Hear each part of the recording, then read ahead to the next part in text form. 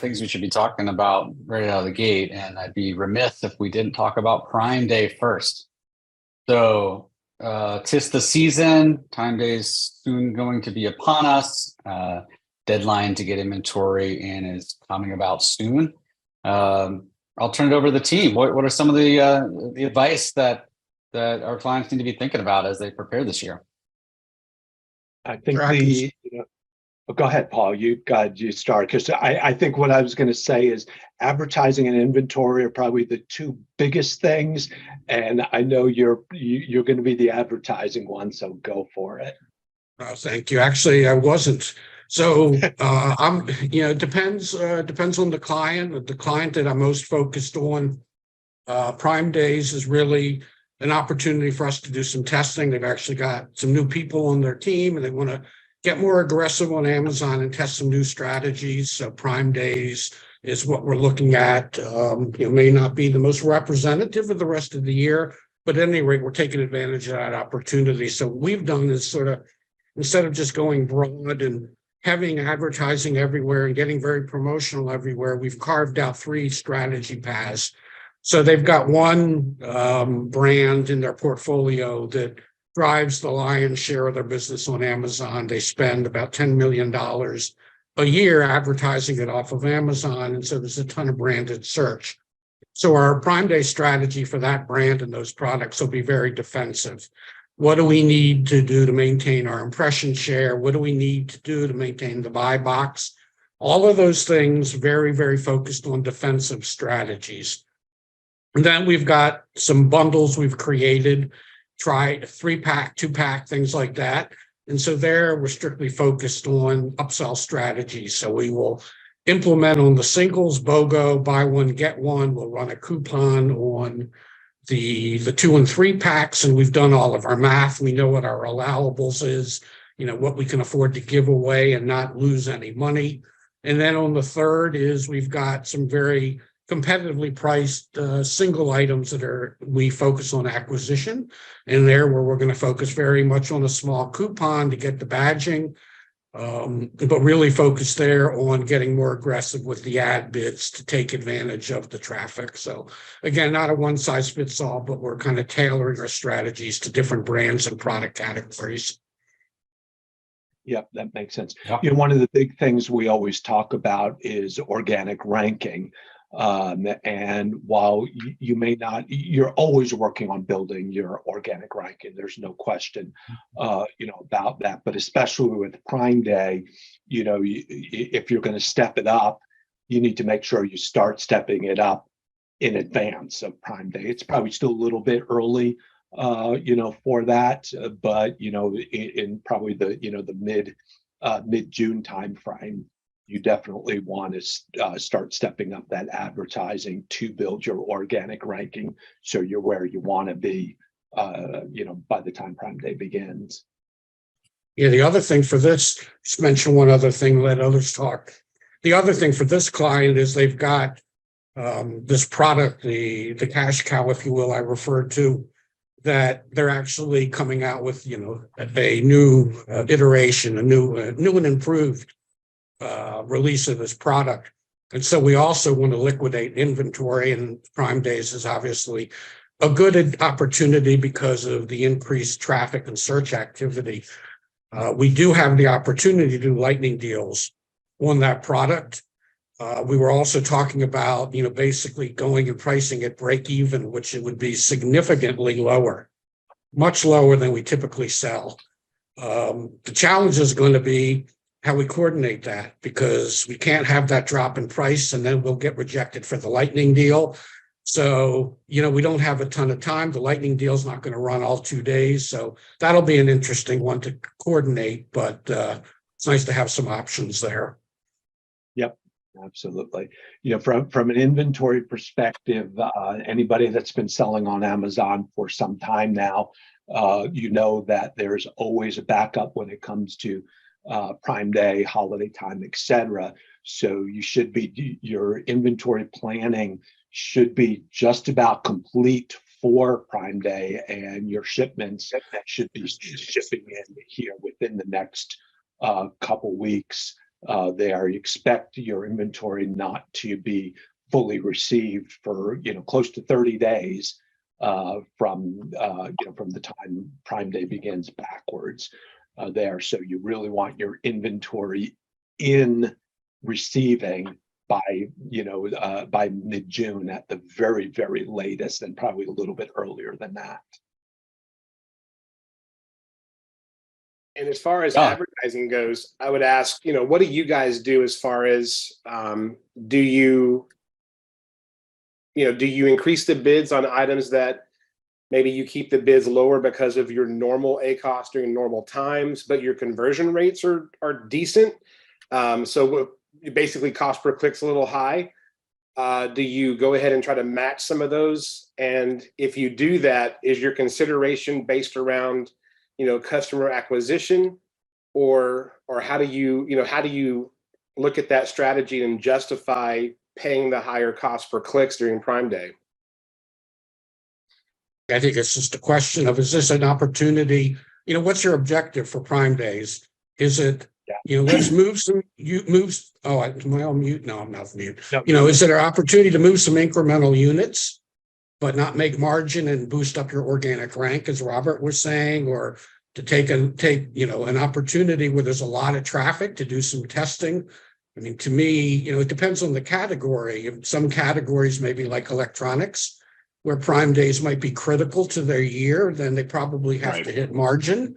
But, supplements where it's more of a Q1 business, depending, it depends on the category, but in general, a lot of it's more Q1, and this is not make or break. Prime Days is not make or break for some of these guys. Then I think, you can be more aggressive and take it as an opportunistic approach. That's my perspective on it. Paul, you bring up a good point that you said earlier on, is that define your objectives before you even build your strategy. Define the objectives, because let's use supplements as an example. Let's forget about the seasonality or stuff like that. Or if you have any type of consumable, Prime Day a good day to get customer acquisition? And the reason, or new customer acquisition, and the reason I say that, if it's a consumable, now you've got subscribe and save. And what is your lifetime value of a customer who enrolls in your subscribe and save? And that answer is, it's huge. It's huge. I can't tell you specifically what it is because of the cost of your individual product. But if you can get a significant number of new customers on Prime Day because of the increased traffic, and even if your profit goes to negative, but you get those new customers, now your lifetime value of each of those customers is really high, and you get them in subscribe and save, you have almost a customer for life. I don't mean that literally, but you get my point. And now you can do coupons and promotions that are subscribe and save specific. So it makes sense to try and leverage that if you've got a product that has a repeat purchase behavior. I think far too many clients don't understand who their customer is, how often are they buying from them, and when you do these promotional events, are you considering all aspects? And new customer acquisition, which you just mentioned, Robert, is a huge one. We talked about a tool called Nozzle before. It really helps clients that don't understand what their lifetime value is to understand several factors. One thing, it's a minimal subscription fee. I think it's $77 a month. It's not a perfect solution, but it does provide some insights that I'm not aware of others providing, and including lifetime value of your customers over the last 2 years. What do the cohorts look like? Meaning, the customer that bought last July, how valuable is that versus the customer that bought last January? And pulling in things like the customer acquisition cost by looking at how many new customers did you get versus how much did you spend in advertising. Those things can really tell a story. And oftentimes our clients will find that they could spend a whole lot more on advertising, at least in certain periods of time, than they ever would have thought possible. One of our clients, they could spend $100 in new customer acquisition in the first purchase and still be worth pursuing because of the lifetime value over the next 2 years. It's not for everybody, but something to monitor and analyze. And that could vary by product too, though, correct, Steve? And that you can see it by product as well too. It also has some other things like customer purchase frequency. The customer that bought this SKU buys these other SKUs.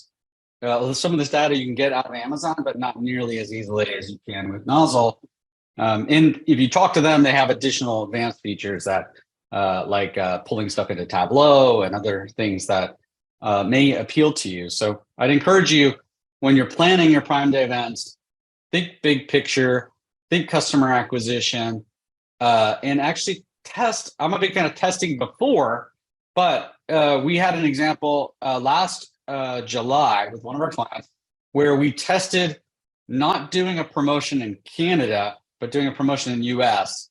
And it was pretty amazing to see the lift difference when you ran a promotion versus not in a category that did not you wouldn't have thought of having deals. So Robert, do you want to talk about that briefly and what we learned? Sure. Yeah. So it was really interesting. This client, we did exactly that. We did a coupon and sale in the U.S. And then we did absolutely nothing in Canada. And the percentage difference between the two, just by percentage, was huge, triple-digit numbers there. Now in Canada, we did see an increase in sales. About 30%, maybe 30% increase in Canada and like 200% increase in US, right? That's exactly. Huge difference. Exactly. I was holding back the numbers. I wasn't sure if we want to disclose that, but we're not going to disclose client or category, but it was a huge difference. Mm-hmm. Yeah, and exactly. And then speak about the results in the next Prime Day in October, and we ran in both categories and did not see those type of results, right? Yeah, exactly. We saw what we expected to see, and the numbers were pretty close by percentage. In the U.S. and the Canada were very close to each other with it. And another thing to point out is, well, what did we see? 130 to 150% gain in both U.S. and Canada, I believe. And again, a category that's not deal focused, huge growth because we did a promotion at a time when you've got a lot of traffic, a lot of eyeballs, a lot of people that are on the site. And my opinion is, which is my personal take, that when you don't have a deal product, the deal itself is not as valuable as the attention on your product. So building up ranking before the event is really important. So you want to be ranking organically as high as you can. And then advertising and having the coupon, the green badge, show up. So when that person goes there to Prime Day to look for that big screen TV and realizes, oh my gosh, I forgot to get this hair product or whatever, they now search for that and your ranking is high. You show up, you've got some badging, you show that you're on sale, and they're in a deal mode. So any type of deal appeals to them. They feel like it's worth spending the money, even though they may not, because it's on sale, it's a good deal. You're kind of piggybacking on the consumer mindset, if you will. And that works really well because too many times clients have told me, I'm not a deal category. I shouldn't be doing Prime Day deals. Or I've done it before, it didn't work.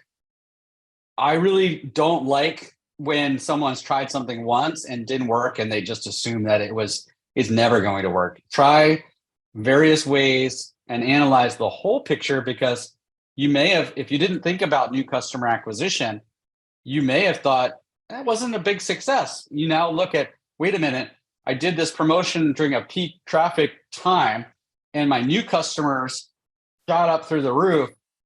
And a lot of those customers ended up buying on Subscribe and Save.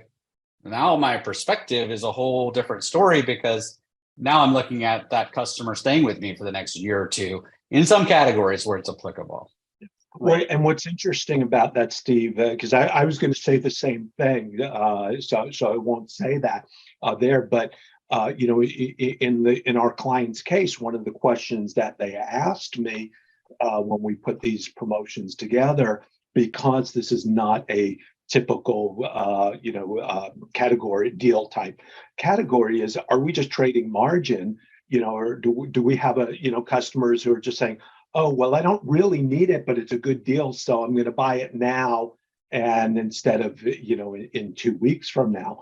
But we also did that customer acquisition analysis with it, and we did some really good customer acquisitions. So even though we just had an increase in the sales and all that, and they asked me the question, the answer was, we probably had some of that. You can't avoid it, but we had a nice jump in new customer acquisition on that day. So that is one way to look at it. And if you're not doing that, you might say, oh, this was not a success for it, and then you don't run it. Whereas maybe you should be running it if you did it in the past, and now you do it in the future. And with Nozzle, you can actually look at that new customer acquisition, I think going back for a 2-year period. Mm-hmm. Yeah, 2 years. So, and by the way, I just want to chime in. We do not get any compensation from Nozzle. So please know that with Prime Guidance, you can trust that our guidance is unbiased. Yep. Yeah, absolutely. Yeah. In their case, we were able to, or in your case, look back at Prime Day last year and see, did you have a jump in customer acquisition? Because maybe you think that you didn't do well, or you just traded margin or whatever, where in fact, maybe you did better than you think you did based on data points you didn't look at before. I want to go back to Yeah, go ahead, Wes. No, go ahead, please. Well, I was just going to say, I know the first thing that you guys mentioned was organic rank. And I was going to throw an idea out there, or at least a strategy, that in the last 2 Prime Days that I've looked at with a lot of my clients that are consumable categories that you wouldn't think that, deals are going to be a big win for us. When Prime Day was announced, sales immediately start to decline because people are kind of waiting to see what's going to happen. So maybe not immediate though, right? Maybe closer to. Well, yes. Event, when you look at it on a large scale, it looks immediate. Yeah, no, I get that, sure. But my point though is that don't wait until Prime Day is announced to start trying to get your organic rank pushed up, because your impression share might increase, but your click-through rate or purchase rate may go down, and that takes away the opportunity now of moving up your organic rank. So I would start trying to be very strategic. And Paul, I think it was an excellent call out to have a game plan in place first. What's your objective? What's your goal? Take that philosophy and look at your keywords and start doing it now. Even if you do a small bump, allocate some budget for advertising and start trying to stair step your way up and lock those bids down. If you're using a tool that's optimizing, lock the bids and monitor over time. Because I think waiting too far out, you lose your opportunity in some of these categories to get the rank there or where you need for it to be. Yeah, absolutely. So I was going to go back a little. I mean, Robert was talking a lot about customer acquisition. I wanted to go back to Nozzle, and forgive me, I haven't worked with it in a little while, so my memory is a little faulty. If it doesn't include all the cost information, which it should, you do need to make sure to factor that. There's a lot of tools that talk about, they do lifetime value, and all they do is look at revenue, and that's really not the way to look at it. So I think it does capture costs at the item level, but speaking of that, it's actually an important call out. If you sign up with Nozzle, they have the ability to input your actual costs, but you have to email them or somehow submit a list of all your costs. Otherwise, it defaults to an estimated 40% margin, I believe, when it calculates all of the profitability views. But it is geared towards showing profitability and retail sales. To your point, Paul, it's all about the dollars in the bank. That's what we care about, right? Right. And then the question is, well, wait a minute, how do I use it? And so a lot of people, probably more often than not, use ACost. Okay, my allowable ACost is, whatever, 10%. And, at the end of the day, right, you're given a budget, and it's a percentage of your revenue, and so we get that. You have to hit that percentage, but that doesn't mean you want to spend 10% on everything. And so the way Nozzle works is, most campaigns, most ad campaigns are set up where you're breaking out your branded and your non-branded. So non-branded in general is customer acquisition. Most people that have bought your product and are coming back to repeat buy, if they're not already a subscribe and save, they're going to search by the brand. So it's fairly safe to assume that most of the people that you reach with non-branded terms, generic terms, are going to be first-time buyers. That's where you can apply Nozzle. So yeah, you're going to use whatever your allowable ACost is in your branded terms, whatever, on an average, you got to hit that. But when you know that you're reaching prospective new customers, that's where you can say, well, no, I don't want to necessarily use my same ACost. Let me look at what the lifetime value is of somebody acquired with, whatever category, brand, ASIN, whatever that may be. And let me use that, and maybe my ACost for acquisition campaigns is 2 times the norm. So just an example of how you would utilize the data. Yeah. Very quickly, if there are any of our attendees that do have any questions, please feel free to go into the questions section here in Zoom and post any questions. We will answer them as they come in. If you are viewing us from Facebook, you can join through Zoom and jump over to those Q&A and throw in any questions. Yep, that's great. Thank you for reminding that. Yeah, we really do encourage engagement here, so feel free to chime in.